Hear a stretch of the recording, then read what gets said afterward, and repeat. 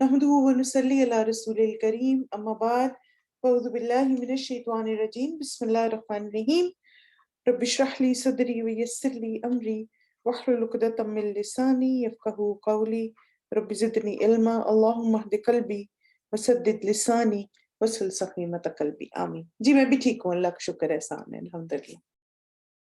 चलें आज हम इंशाल्लाह अपना जो हमारा लेसन 3 है उसी को कंटिन्यू करेंगे और आज हम कोशिश करेंगे कि अपने जो रूहानी सेहत वाला हमारा टॉपिक है उसको आज हम कंप्लीट कर लें। ठीक है, हमारी ये जो किताब है ये बेस्ड है आयत नंबर सूरह अल-अनआम की आयत नंबर 162 पे। कुल इन्ना सलाती व नुसुकी व महयाया व ममाती लिल्लाहि रब्बिल आलमीन, कह दीजिए मेरी नमाज, मेरी कुर्बानी, मेरा जीना और मेरा मरना सब कुछ रब्बुल आलमीन के लिए। और हम सेहतमंद जिस्मानी रूहानी जिंदगी के बारे में पढ़ रहे हैं और किस तरह हम अपनी आदत को बेहतर करें ताकि इस किताब को पढ़ने का मकसद हासिल कर सकें, और वो क्या है कि बेहतरीन जिंदगी गुजारें ताकि हमारी मौत भी बेहतरीन हो इंशाल्लाह। रूहानी जिंदगी में हमने लास्ट वीक कौन सा टॉपिक पढ़ा था?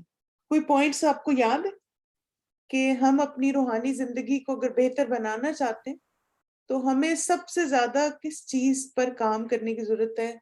हमारे जिस्म का कौन सा हिस्सा है जो कि बहुत अहमियत रखता है और हमें उस पर थोड़ा सा फोकस करना है? शाबाश, अपनी दिल की जिंदगी, क्योंकि हमें अपनी जिस्मानी सेहत के साथ साथ रूहानी सेहत का भी ख्याल रखना, और रूहानी सेहत में सबसे ज्यादा हमारा दिल, बिल्कुल, यानी कल्बी सुकून हमें हो, क्योंकि रूहानी सेहत की जो की है या कुंजी है, जिसको आप कह सकते हैं कि सबसे इम्पोर्टेंट जो एस्पेक्ट है उसमें, वो है इत्मीनान कल्ब। और फिर इत्मीनान कल्ब किस दिल में होता है?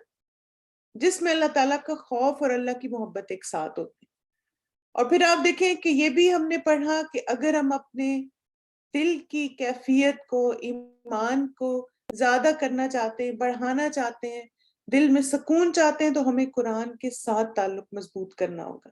ठीक है, तो फिर आप देखें कि सबसे पहली चीज जो रूहानी सेहत में सबसे ज्यादा इम्पोर्टेंट है वो है अपने दिल को साफ सुथरा रखना, गुनाहों से अपने आप को बचाना, कुरान मजीद के साथ ताल्लुक मजबूत करना, ये हमारी रूहानी सेहत को बूस्ट करेगा।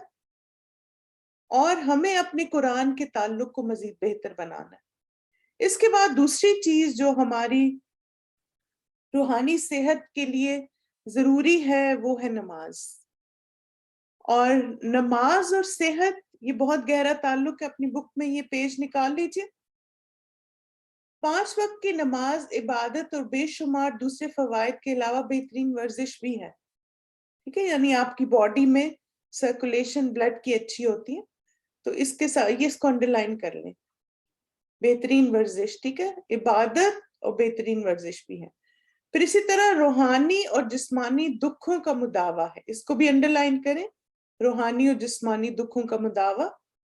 फिर इसी तरह नमाज बेहयाई और नाशाइस्ता कामों से रोकते हुए अल्लाह सुब्हान ताला के कुर्ब का भी जरिया बनती है। ठीक है, यानी नमाज हमें बुराइयों से रोकती, क्योंकि बुराइयां हमारे और अल्लाह ताला के बीच में रुकावट बन जाती हैं, हमारे और अल्लाह ताला के ताल्लुक के बीच में।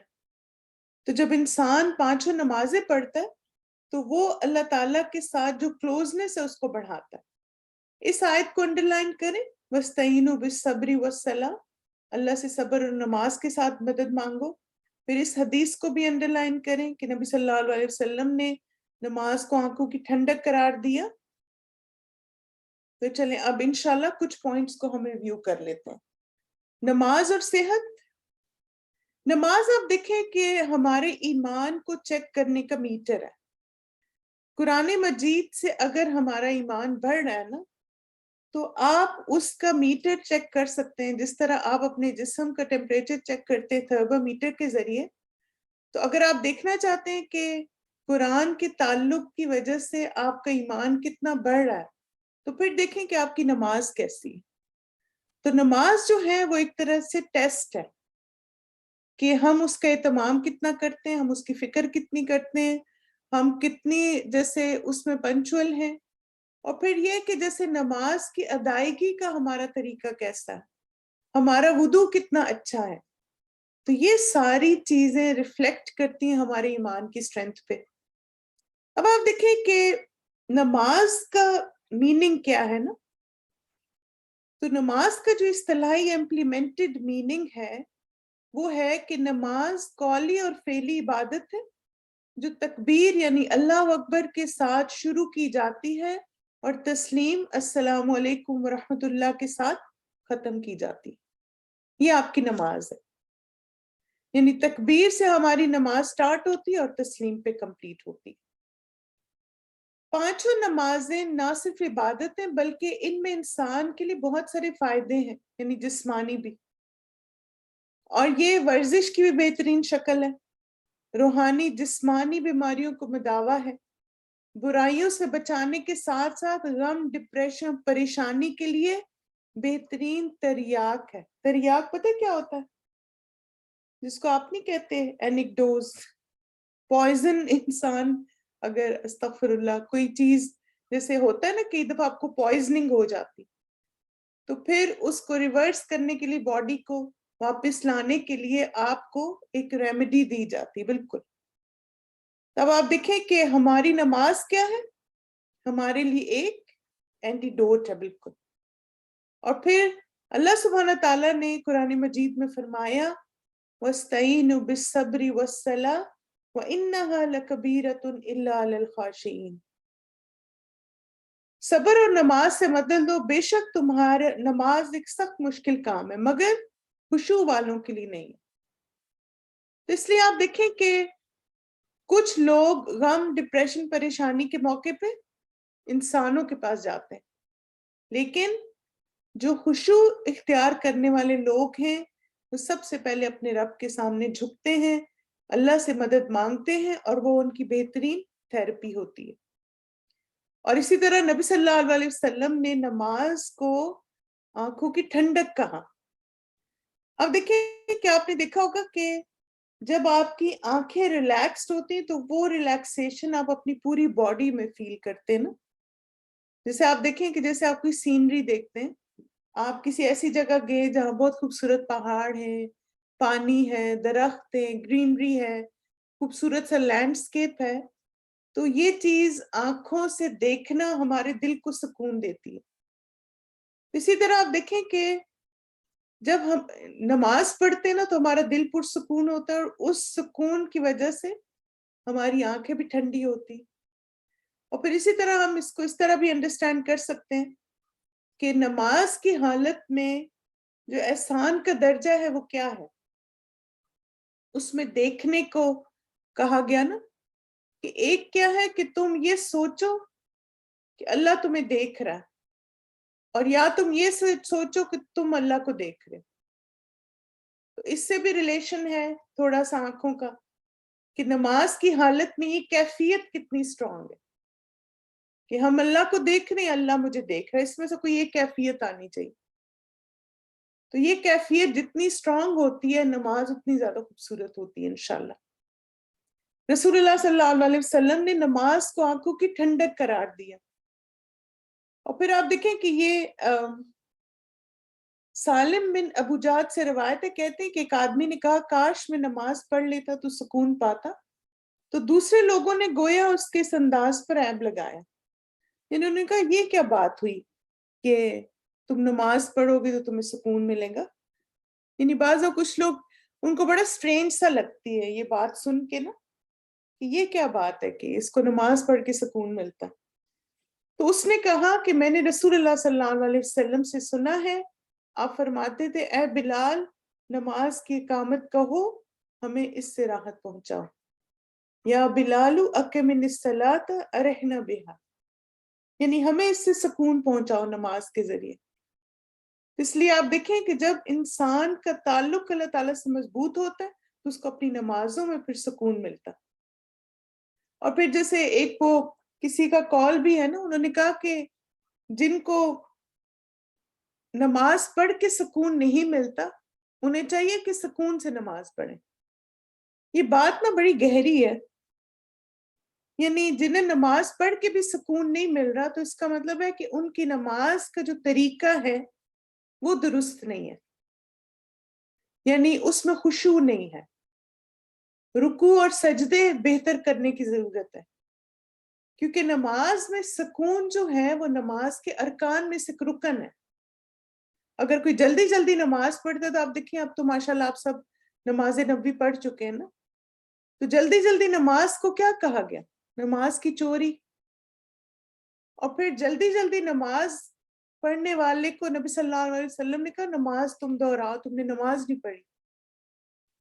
تو ظاہر ہے اگر ہم ایک سپیڈ جو ہے وہ نماز پڑھ رہے ہیں تو پھر اس سے سکون کہاں ملے گا نا. تو وہ نماز سکون لے کر آتی ہے جس میں ہم نماز کی ادائیگی میں ایک اطمینان اور سکون کے ساتھ کھڑے ہوتے ہیں. پھر اسی طرح رسول اللہ صلی اللہ علیہ وسلم نے فرمایا دنیا میں میرے لیے عورت اور خوشبو کی محبت ڈالی گئی ہے اور میری آنکھوں کی ٹھنڈک نماز میں رکھی گئی. یعنی نماز پڑھنا ایک ایسا ایکسپیرینس ہوتا ہے کہ انسان ایک دم سے ریلیکس ہو جاتا ہے. اور پھر آپ دیکھیں کہ دنیا میں بہت ساری چیزیں ہیں جو کہ ہمارے لیے ایک اٹریکشن کا باعث ہوتی ہیں، لیکن ایک ایمان والے کے لیے سب سے بڑی اٹریکشن کیا ہوتی ہے کہ اپنے رب کے سامنے کھڑا ہوتا ہے، اپنے رب سے ملاقات کرتا ہے، اس سے باتیں کرتا ہے، مناجات کرتا ہے، اور یہ چیز اس کے دل کو سکون اور اطمینان دیتی ہے. جیسے آپ دیکھیں نا کہ وہ ایک عالم کا قول بھی ہے نا، تو وہ کہتے ہیں کہ جب میرا دل کرتا ہے کہ میں اللہ سے باتیں کروں تو میں نماز پڑھتا ہوں، اور جب میرا دل کرتا ہے کہ میرا رب مجھ سے باتیں کرے تو میں قرآن پڑھتا ہوں. تو وہی بات ہے نا کہ نماز اللہ سے ملاقات ہے. تو جیسے آپ کسی سے مل کے بہت خوش اور مطمئن ہوتے ہیں، ایکسائٹیڈ ہوتے ہیں، اسی طرح ایک ایمان والا جب نماز کی حالت میں اپنے رب سے ملاقات کرتا ہے، باتیں کرتا ہے، تو پھر اس کے بعد وہ ایک جس کو کہتے ہیں اس کو ایک بوسٹ ملتا ہے، پش ملتی ہے، اس کا ایمان بڑھ جاتا ہے. اور پھر آپ دیکھیں کہ نماز کس طرح سے ہماری روحانی زندگی کو خوبصورت کرتی ہے، اس میں نماز کی پابندی بہت ضروری ہے. ایمان والوں پر نماز وقت کی پابندی کے ساتھ فرض ہے. ان الصلاۃ کانت علی المؤمنین کتابا موقوتا، بے شک نماز ایمان والوں پر ہمیشہ سے ایسا فرض ہے جس کا وقت مقرر کیا ہوا ہے. یعنی آپ دیکھیں کہ اگر آپ نماز پڑھ رہے ہیں لیکن وقت پہ نہیں پڑھ رہے، جیسے آپ دیکھیں کہ بعض دفعہ یہ ہوتا ہے نا کہ جیسے کچھ لوگ یہ سمجھتے ہیں کہ نماز تو ہم پڑھ رہے ہیں نا. اب دیکھیں کہ نماز کا پڑھنا کافی نہیں ہوتا. نماز کو خشوع کے ساتھ قائم کرنا ضروری ہوتا ہے. ایک ہوتا ہے نماز کو پڑھنا اور دوسرا ہوتا ہے نماز کو قائم کرنا. تو قائم کرنے میں کیا آتا ہے؟ خشوع کے ساتھ ہو، وقت کی پابندی کے ساتھ ہو، ساری آداب و شرائط کے ساتھ آپ نماز پڑھیں. اور پھر آپ دیکھیے کہ اللہ سبحانہ تعالیٰ نے جو ہمیں نماز کی نعمت دی، اس کی ایک وجہ یہ بھی ہے کہ ہمارے اندر ڈسپلن آئے. کیا آپ کو لگتا ہے کہ نماز پڑھ کے ہمارے اندر ڈسپلن آتا ہے نا؟ اچھا، ڈسپلن جب اب دیکھیں نا، جیسے آپ اس طرح اپنے ڈے کا پلانر بناتے ہیں، فجر سے ظہر، ظہر سے عصر، عصر سے مغرب، مغرب سے عشاء، عشاء سے فجر. یس، آپ کی بیسٹ ٹائم مینجمنٹ ہوتی ہے جب آپ نمازوں کے مطابق اپنے ڈے کا اسکیجول بناتے ہیں. اور پھر آپ دیکھیں جب ایک ایمان والا اپنے ڈے کا اسکیجول یا اپنے ڈے کا پورے کرنے کے جو تھنگس ٹو ڈو ہیں وہ نماز کے مطابق بناتا ہے، تو وہ ہر عمل اس کا عبادت بن جاتا ہے، کیونکہ اس نے اپنا مین فوکس اپنے رب کی اطاعت کو رکھا کہ میں نے فجر کے بعد یہ کام کرنے ہیں، پھر مجھے نماز پڑھنی ہے، پھر یہ کام ہے، پھر نماز، پھر یہ کام ہے، پھر نماز. تو پورا اس کا دن اپنے رب کی اطاعت و فرمانبرداری میں گزرتا ہے. تو نماز ہمارے اندر پنچویلٹی لے کر آتی ہے. اور آپ یقین کریں جن لوگوں کے اندر آپ کو لگتا ہے نا کہ لیک آف پنچویلٹی ہے، آپ ذرا ان سے پوچھیں کہ اچھا آپ کی نمازیں کتنی ریگولر ہیں. تو ایسے لوگوں میں ہمیشہ نمازوں میں ریگولیرٹی نہیں ہوتی. جو لوگ عام زندگی میں جیسے آپ یہ چیز ان کے اندر دیکھیں گے.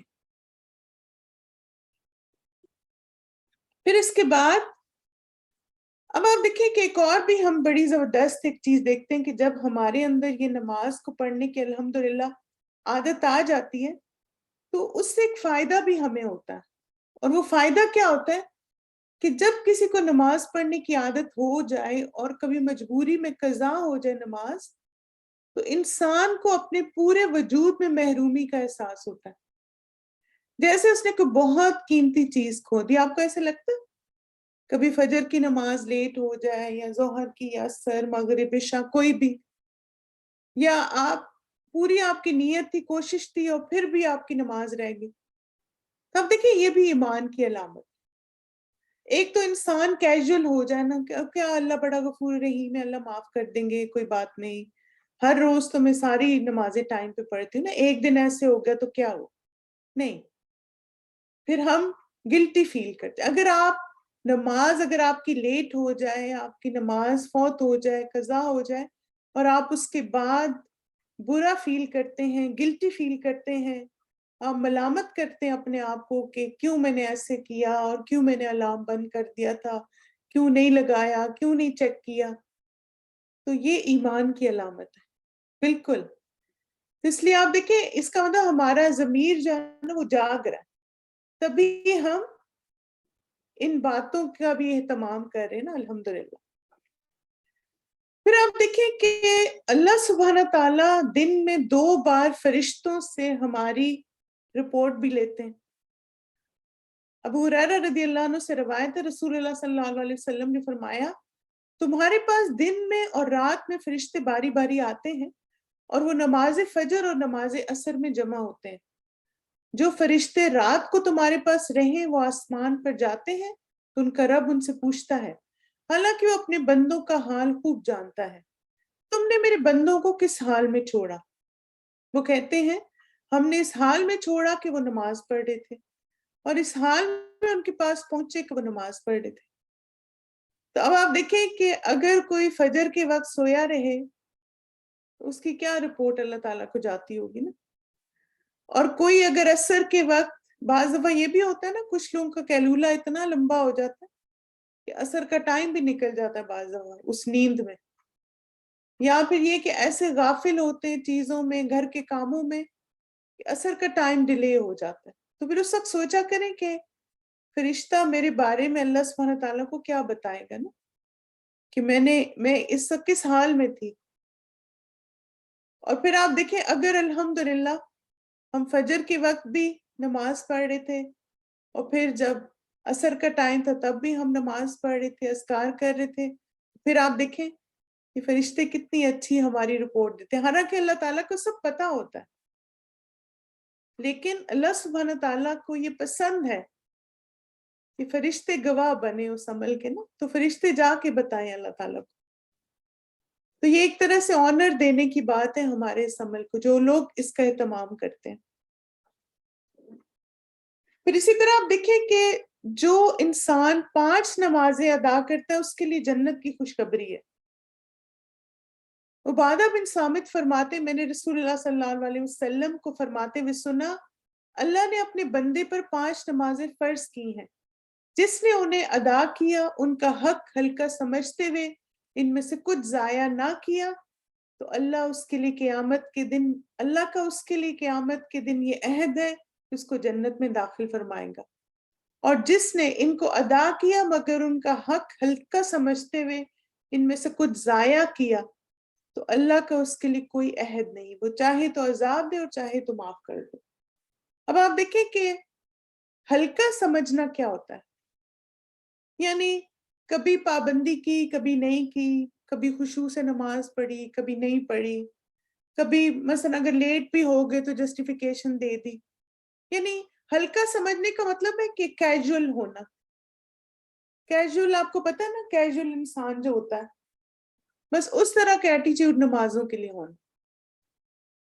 یعنی جیسے ایک ہوتا ہے نا کہ کچھ لوگ نماز کی فکر میں ہر وقت رہتے ہیں, تو ایسے وہ لوگ ہیں جو اس کے حق کو ادا کرنے کی کوشش کرتے، اس کو ضائع نہیں کرتے.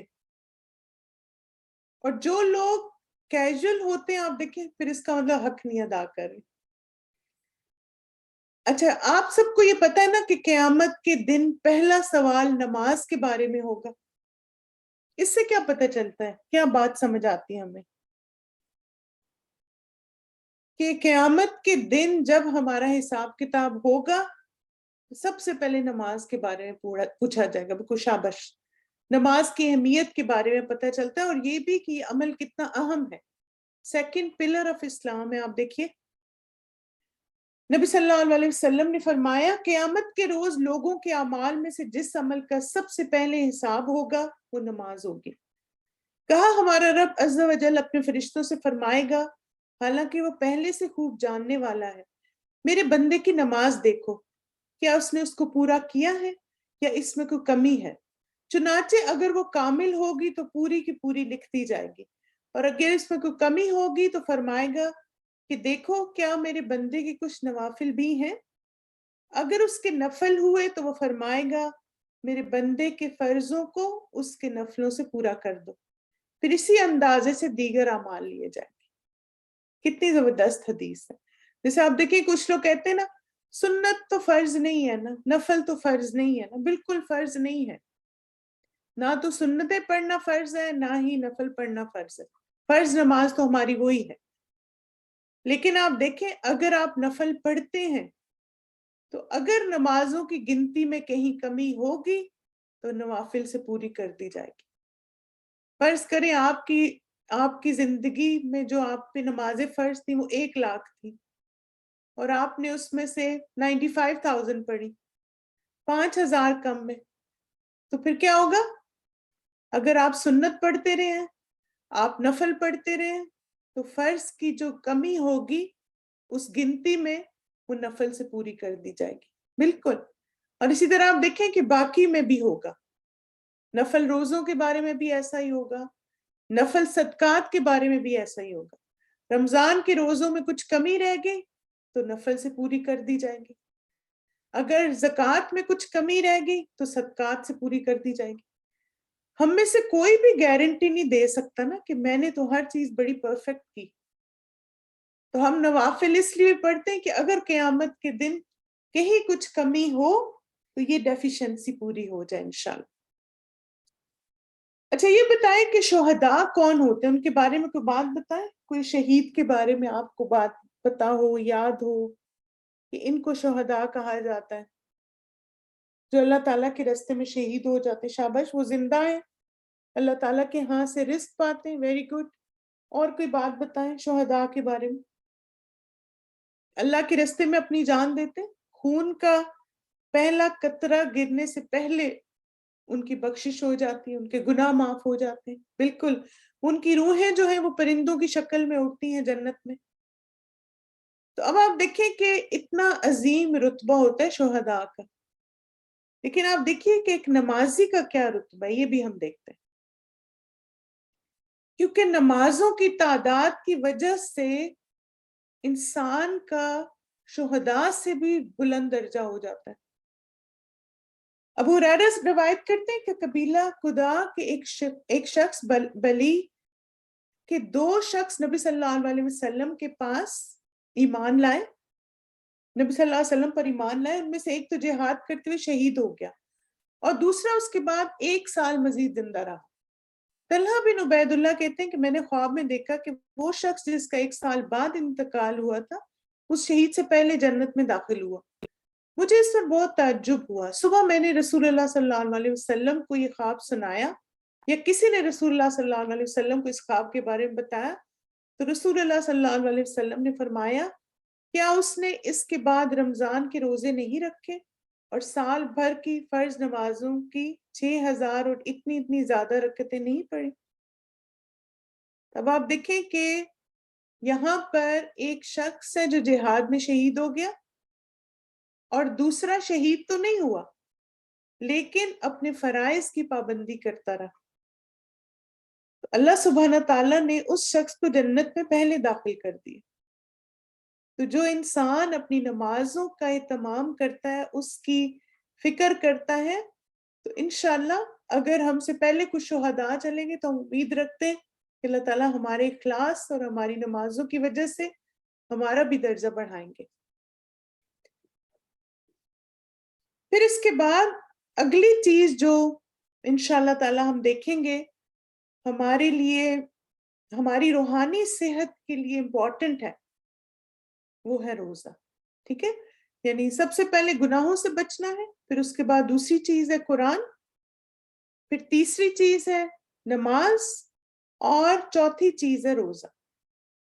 روزہ کس طرح سے ہماری روحانی صحت کو جیسے اس کو تقویت دیتا ہے.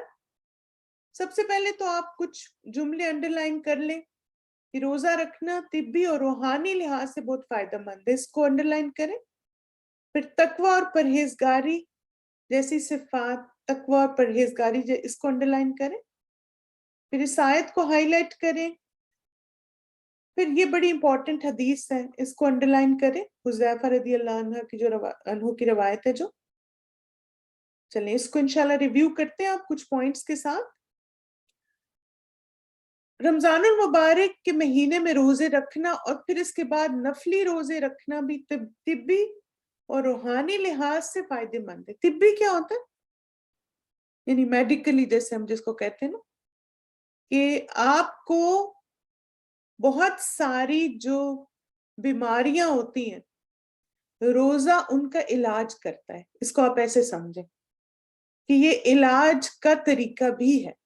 اور جیسے آپ دیکھیں کہ ایک ریسرچ کے مطابق اگر کسی کا صرف 25% لیور کام کر رہا ہو اور وہ 30 دن کے روزے رکھے تو اس کا لیور 100% کام کرنا شروع کر دیتا ہے. یعنی یہ پروو ہے، انہوں نے پروو کیا اس کو.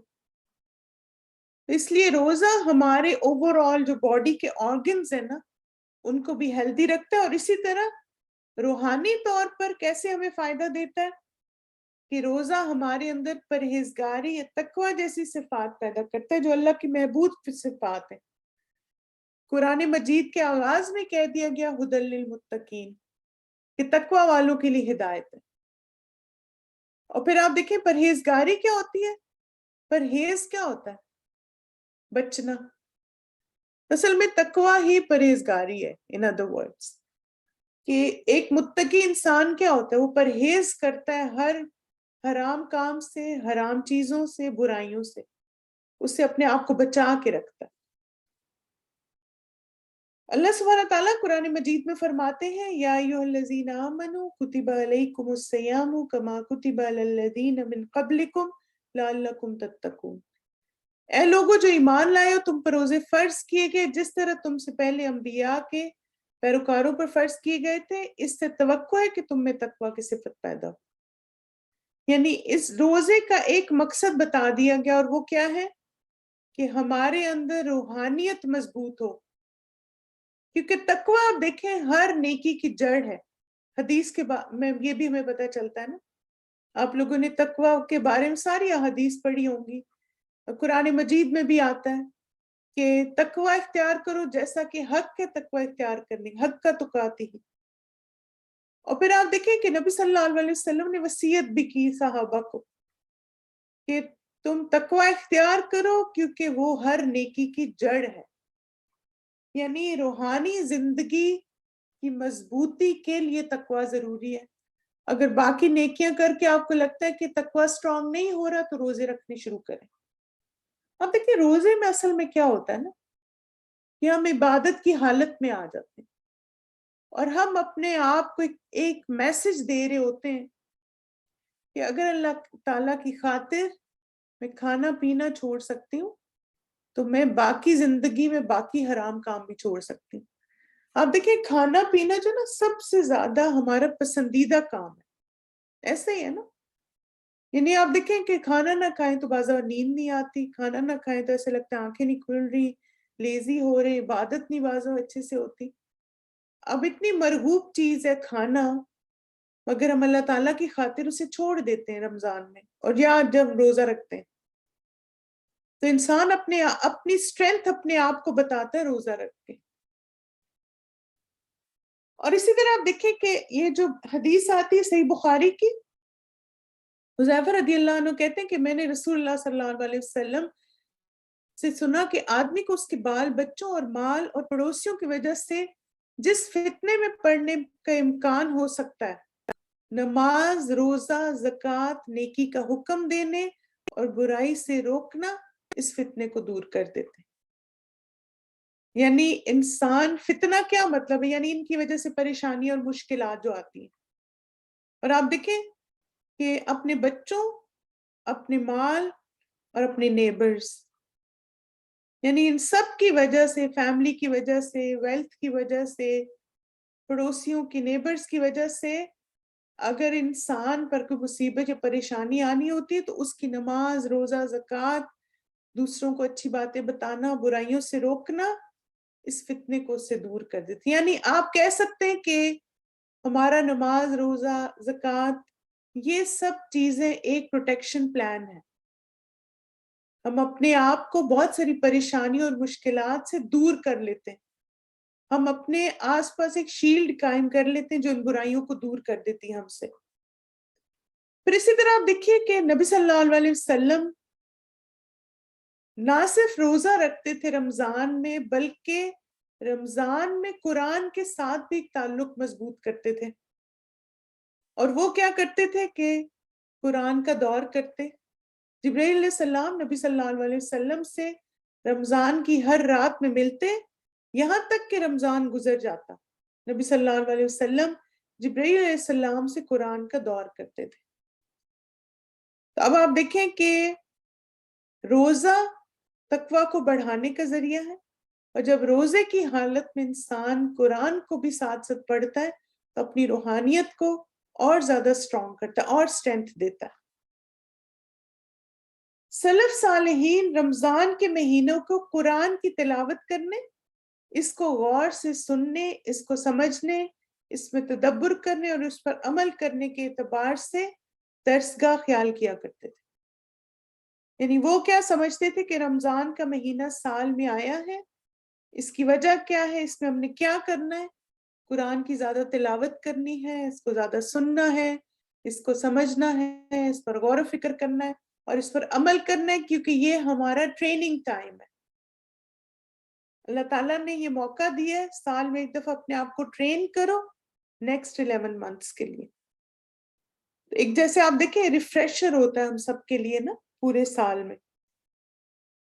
پھر اسی طرح آپ دیکھیں کہ رمضان کا مہینہ جب آتا ہے تو ہر دن اور رات ایسے لوگ ہوتے ہیں جن کو اللہ تعالیٰ آگ سے آزادی عطا فرماتا ہے، اور ہر مسلمان کے لیے ایک دعا ہے جو وہ کرے اور وہ قبول ہو۔ یعنی آپ دیکھیں رمضان کا کہا جاتا ہے نا کہ دعاؤں کا مہینہ، صدقے کا مہینہ، روزے کا مہینہ، قرآن کا مہینہ، بخشش کا مہینہ، کتنے نام ہیں نا رمضان کے، الحمدللہ۔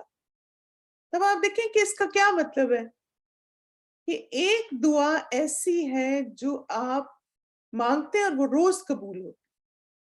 تو رمضان کا کوئی بھی دن ہمارا دعاؤں کے بغیر نہیں گزرنا چاہیے، ہر روز دعائیں مانگ۔ اور اسی طرح آپ دیکھیے کہ قیام اللیل کرنا، نبی کریم صلی اللہ علیہ وسلم نے فرمایا جو شخص رمضان کے روزے ایمان اور احتساب حصول اجر و ثواب کی نیت کے ساتھ رکھے، اس کے اگلے تمام گناہ معاف کر دیے جاتے ہیں، اور جو لیلۃ القدر میں ایمان اور احتساب کے ساتھ نماز میں کھڑا رہے، اس کے بھی اگلے تمام گناہ معاف کر دیے جاتے ہیں۔ اس لیے آپ دیکھیں روزہ رکھنا اور پھر قیام کرنا، یہ دونوں چیزیں ہمیں گناہوں سے پاک کر دیتی ہیں۔ اور گناہوں سے پاکی کا کیا مطلب ہے کہ ہم نے اللہ تعالیٰ کا قرب حاصل کر لیا، ہم نے اپنی روح کو مضبوط کر لیا، کیونکہ گناہ ہمارے اور اللہ تعالیٰ کے بیچ میں جو تعلق ہے اس میں رکاوٹ ہوتے ہیں، ہمارے دل کو سیاہ کرتے ہیں۔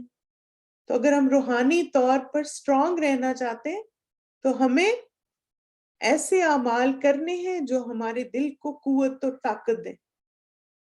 پھر اس کے بعد ہمارا نیکسٹ ٹاپک ہے، نیکسٹ جو عمل ہے جو ہماری روحانی زندگی کو اسٹرانگ کرتا ہے، وہ ہے صدقہ۔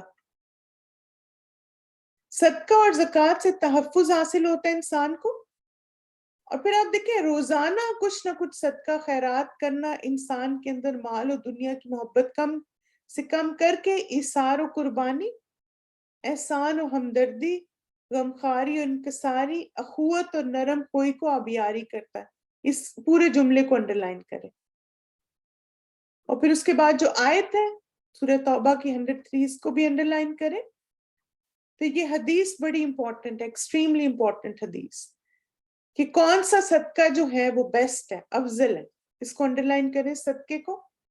اور پھر یہ جو عبداللہ بن مسعود والی حدیث ہے اس کو بھی انڈرلائن کریں۔ اب دیکھیں کہ صدقہ اور زکوٰۃ ہمیں تحفظ دیتے ہیں کس سے؟ ایک تو یہ کہ دنیا کی محبت ہمارے اندر کم ہوتی، ہم اپنے مال کی حفاظت کرتے ہیں، ہم اپنے اعمال کی بھی حفاظت کرتے ہیں۔ روزانہ کچھ نہ کچھ صدقہ کرنا مال کی محبت کم کر کے قربانی اور احسان کو فروغ دیتا ہے۔ یعنی اگر ہر انسان ہر وقت جمع کرتا رہے تو اس کے اندر لالچ بڑھتا ہے نا، اور پھر وہ بہت سارے نیکی کے کاموں سے محروم ہو جاتا ہے۔ لیکن جب وہ اللہ کے رستے میں دیتا رہے تو بار بار اپنے آپ کو یہ ریمائنڈر کرواتا ہے کہ یہ مال تو اللہ کا دیا ہوا، اللہ نے مجھے دیا تھا، مجھے اسی کے رستے میں خرچ کرنا ہے، تو وہ چیز پھر اس کے اندر سیکریفائز کرنے کا جذبہ، شیئرنگ کا جذبہ پیدا کرتی۔ اب دیکھیں نا، جب آپ کچھ بھی چیز اللہ کے رستے میں دیتے ہیں تو آپ سیکریفائز کرتے ہیں۔ اللہ سبحانہ تعالیٰ قرآن مجید میں فرماتے ہیں، اے نبی صلی اللہ علیہ وسلم تم ان کے اموال میں سے صدقہ لے کر انہیں پاک کرو، یعنی مال ہمیں پاک کرتا ہے، تطہرہم وتزکیہم، اور نیکی کی راہ میں انہیں بڑھاؤ، اور ان کے حق میں دعائے رحمت کرو کیونکہ تمہاری دعا ان کے لیے وجہ تسکین ہوگی، اللہ سب کچھ سنتا اور جانتا ہے۔ اب دیکھیں کہ یہاں پہ اللہ کے رستے میں مال خرچ کرنے کے دو فوائد بتائے گئے۔ تطہرہم، پاک کرتا ہے صدقہ ہمیں، یعنی ہمارے دل کو ہر طرح کی لالچ سے اور حرص سے، اور جو جیسے ایک حسد ہوتا ہے کسی کو زیادہ ہے اس سے پاک کرتا ہے۔ تو زکیہم، نشو نما کرنے میں مدد دیتا ہے، یعنی ہم اسپرچولی گرو کرتے ہیں جب ہم اللہ تعالیٰ کے راستے میں صدقہ کرتے ہیں یا مال خرچ کرتے ہیں۔ اور اسی طرح آپ دیکھیں کہ شاید سے ایک اور دلیل بھی ملتی ہے کہ یہ تو نبی صلی اللہ علیہ وسلم کو کہا گیا کہ وہ دعا کرے، لیکن اگر ہم بھی کسی کو جیسے دیکھتے صدقہ کرتے ہوئے تو ہمیں بھی دعا دینی چاہیے، برکت کی دعا دیں۔ کوئی آپ کو بتاتا ہے کہ مجھے پتہ چلا فلاں بڑا نیڈی ہے، میں نے اس کی ہیلپ کی، تو آپ کہ ماشاءاللہ اللہ تعالیٰ آپ کے رزق میں اور برکت دے۔ جیسے وہ میں نے آپ کو بتایا بھی تھا کہ ایک صحابی جو ہیں، وہ ایک صحابی تھے یا تابعی تھے، وہ دعا کیا کرتے تھے نا کہ یا اللہ میری زکوٰۃ بڑھا دے۔ تو اس کا کیا مطلب ہے؟ یعنی ایک تو یہ نا یا اللہ میرے رزق میں بہت برکت دے اور رزق ملے، دوسرا زکوٰۃ بڑھا دے، یعنی اللہ کے راستے میں زیادہ زیادہ خرچ کرے۔ پھر آپ دیکھیں کہ افضل صدقہ کون سا ہے۔ ایک شخص نبی صلی اللہ علیہ وسلم کے پاس آ کر کہنے لگا، یا رسول اللہ صلی اللہ علیہ وسلم کون سا صدقہ اجر و ثواب میں افضل ہے؟ آپ صلی اللہ علیہ وسلم نے فرمایا، وہ صدقہ جس پر تم تندرستی، بخل اور غربت سے ڈرتے ہو اور دولت مند ہونے کی تمنا کرتے ہو، اسے موت کے قریب آنے تک تاخیر نہ کرو، اور پھر یہ کہو کہ فلاں کو اتنا دو اور فلاں کو فلاں اور فلاں کے لیے بہت کچھ، اور یہ پہلے ہی فلاں فلاں کا ہو چکا ہے۔ یعنی آپ دیکھیں کہ جس وقت آپ ہیلدی ہیں، تھوڑا سا فائنینشل کرنچ بھی ہے، اور پھر آپ کو یہ بھی کہ ختم نہ ہو جائے پیسے، اور اگر پیسے ہوں گے تو میں بہت کچھ کر سکتی ہوں، اس وقت انسان جو صدقہ کرتا ہے وہ سب سے افضل صدقہ ہوتا ہے۔ ورنہ یہ کہ انسان بعض اب بیمار ہوتا ہے یا موت کے قریب ہوتا ہے تو اس سے کہتا ہے چاہیے اس کو دے دو، اس کو دے دو، تو وہ آپ دیکھیں وہ فائدہ نہیں ہے اس کا۔ جو آپ ہیلدی اور ایکٹیو ہیں اس وقت خرچ کرتے ہیں، اس وقت جو فائدہ خرچ کرنے کا۔ اور اسی طرح آپ دیکھیں کہ عبداللہ بن مسعود کی جو حدیث ہے کہ رسول اللہ صلی اللہ علیہ وسلم نے فرمایا، دو ہی آدمیوں پر رشک کیا جا سکتا ہے، ایک تو اس شخص پر جسے اللہ تعالیٰ نے مال و دولت سے نوازا، پھر اس کو نیک کاموں میں خرچ کرنے کی توفیق دی، اور دوسرا وہ جس کو اللہ تعالیٰ نے قرآن اور حدیث کا علم دیا اور اس کے مطابق عمل کرے، اسے دوسروں کو بھی سکھاتا۔ تو یہاں پہ آپ دیکھیں کہ دونوں ہی چیزیں خرچ کرنے والی ہیں نا، مال کسی پہ خرچ کرنا اور علم کسی پہ خرچ کرنا، یہ دونوں قابل رشک کوالٹیز ہیں. اور پھر ایک صدقہ جو ہم 24/7 کر سکتے ہیں وہ کون سا ہے؟ مسکرانے کا صدقہ. ابن جاز رضی اللہ عنہ بیان کرتے ہیں کہ میں نے رسول اللہ صلی اللہ علیہ وسلم سے زیادہ مسکرانے والا کوئی شخص نہیں دیکھا. تو آپ صلی اللہ علیہ وسلم کی یہ سنت ہے، صدقہ ہے. اور اسی طرح آپ دیکھیں کہ اگر انسان مسکراتا رہتا ہے تو نہ صرف یہ کہ ہم تر و تازہ رہتے ہیں، بلکہ یہ ہماری روحانی اور جسمانی زندگی پر ایک بہت پازیٹیو اثر ڈالتا ہے مسکرانا. تو چلیے مائی ڈیئر اسٹوڈنٹس، انشاءاللہ یہاں پہ ہم اپنے سیشن کو کنکلوڈ کرتے ہیں. ایک ہمارا بس ٹاپک رہ گیا، میری کوشش تو تھی کہ آج ہم اس کو مکمل کر لیں، لیکن چلیں انشاءاللہ اسی میں خیر ہوگی تو نیکسٹ ویک پھر اس کو کمپلیٹ کر لیتے ہیں. ٹھیک ہے، انجوائے کر رہے ہیں آپ لوگ بک کو؟ چلیں الحمدللہ مبارک.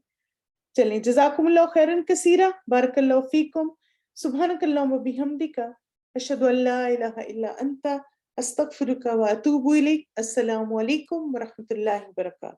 ویاکم آمین.